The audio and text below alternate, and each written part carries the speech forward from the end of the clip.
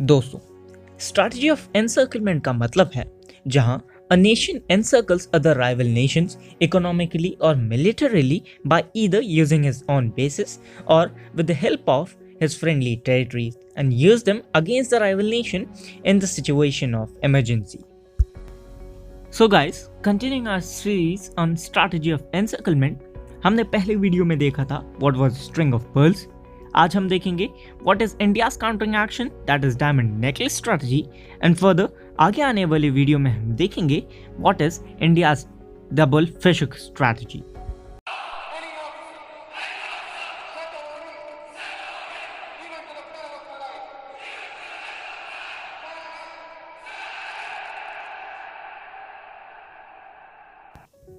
So guys, starting off with this diamond necklace strategy, we'll first look upon the major strategic centers that are included in this strategy, and we'll also further look upon that how these strategic centers are helping India to counter China. बात करें strategic centers की that are included in the diamond necklace strategy, it includes the Chabahar port in Iran, Al-Duqm port in Oman, Assumption Islands in Seychelles, Trincomalee port in Sri Lanka, Sabang Port in Indonesia, followed by it the Changi naval base in Singapore. Along with it, India is having cordial relations with the countries like Vietnam, Japan and Mongolia. So after knowing these strategic centers, let's get a brief detail about them too. Well, the very first on the list, we start with the Chabahar port located in Iran. Chabahar port is a key point in the trilateral transit agreement signed between India, Iran and Afghanistan that allows Indian goods to reach Afghanistan through Iran. It links ports in the western coast of India to Chabahar port and covers road and rail links between Chabahar and Afghan border.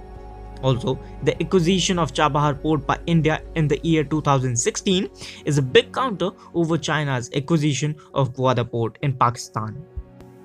Well, the changing status quo between Iran and US and the political tensions rising between them and India's silence on the matter will only let us know in the coming times that how much India will be benefited by this Chabahar port. Moving on to the next, we are going to talk about the Al-Duqm port or the Duqm port of Oman.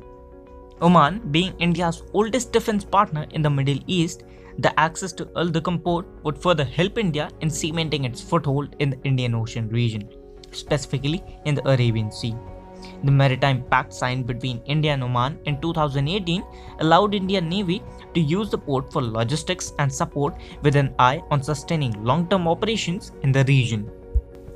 Since China is also having its access to the Al-Duqm port, the Al-Duqm port by India provides a big counter over the same port, also over the Djibouti port located in Horn of Africa and also the Gwadar port in Pakistan. So next on the list we move to Assumption Islands in Seychelles. So Seychelles is a small group of islands located near the coast of Africa. So the acquisition of Assumption Islands and Seychelles by India in the year 2015 provides India a stealthy military might in the Indian Ocean region over China. Also, it's central to India's vision of SAGA initiative. SAGA, that stands for Security and Growth for All in the region, is a specific maritime initiative that was launched by India in the Indian Ocean region. Though China was very keen to acquire the island since 2012, but India's foresight and tactful approach to Seychelles helped India to have the bid in time. So guys, the next we move on to the Trincomalee Harbour located in Sri Lanka. The Trincomalee Harbour, a key major point in Sri Lanka, also in the Indian Ocean region, will help India in cementing a strong foothold in the region. Back in the year 2018, India's External Affairs Minister S. Jaishankar said that India looks forward to develop the Colombo and Trincomalee Harbour in Sri Lanka, days after the then Sri Lankan PM Ranil Wickremesinghe named India as the top contender for developing the Trincomalee Harbour. This development potentially extends India's outreach in the Indian Ocean region, where China is pursuing its expansionist policy, especially in a nation where two major ports are in Chinese control. I'm talking about the Hambantota port and the Colombo port. You guys must have heard the news that the Hambantota port has been taken over by Chinese for the next 99 years. Well, not later than this, the Sri Lankan parliament passed the Colombo Port City Bill in the favor of Chinese too. But a positive side that has come recently in favor of India is that you can see here the news covered by the Hindu, which states that India now has a bid of developing the Trincomalee oil tank farm. Especially, this bid comes in favor of India, where India and China were the top contenders for developing the oil tank farm in the nation. So, next on the list, we'll land on Sabang Port, located in Indonesia. The Sabang Port of Indonesia is just 710 kilometers from Andaman and Nicobar Islands. This port guards an important choke point of the world trade route, that is the Strait of Malacca, through which almost 40% of India's trade passes. India gained the access to the port not only economically but militarily in the year 2018. However, for the idea of developing the port had begun in the year 2014 to 15. Well, after meeting the Sabang Port of Indonesia, now let's move on to the Changi naval base located in Singapore. In a bilateral agreement signed between India and Singapore in the year 2018 for Navy cooperation, it allowed Indian Navy ships for logistical support, including refueling at the Changi naval base. Well, to tell you that the Changi naval base also guards the Strait of Malacca from one end. For example, when you go from India to China, I am talking about the sea route, then you will meet Sabang Port first, and while coming from China to India, you'll meet this Changi naval base first. Well, after getting to know about the Changi naval base, now let's head on to Vietnam. So, talking about the Indo-Vietnamese relationship, the cultural and economic links between both the nations can be dated back to the 2nd century. In 1975, India granted Vietnam the status of most favored nation. Further, in 1992, both the nations established extensive economic ties, including oil exploration, agriculture, and manufacturing. The relations between both the nations, especially the defense ties, have benefited extensively from India's Look East policy. The bilateral relationship between both the nations were upgraded to the level of strategic partnership in July 2007 and were further upgraded to a level of comprehensive strategic partnership in September 2016.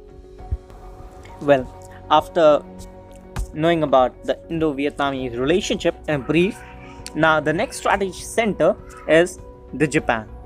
So talking about Indo-Japan relationship, the Japan and India signed the peace treaty agreement in April 1952 and thereafter established democratic relations, and ever since the relations between both the nations have been cordial. The relations between India and Japan have been traditionally strong. People from both the nations have engaged in cultural exchanges primarily as a result of Buddhism, which spread indirectly from India to Japan via Korea and China. Also, both the nations have a joint declaration on Asia-Africa Growth Corridor, that is AAGC. Let's now head on to Mongolia, and we are now going to talk about the relationship between India and Mongolia. Talking about the relationship, India established diplomatic relationships with Mongolia in December 1955. The relations between both the nations is rapidly developing, with Indo-Mongolian cooperation formerly limited to diplomatic ties, provision of soft loans, and financial aid and collaboration in the IT sector, but has been enhanced in recent years by PM Modi's visit to Ulaanbaatar, where the two PMs declared a strategic partnership between the two Asian democracies. Also, both the nations have a joint proposal on building a bilateral air corridor.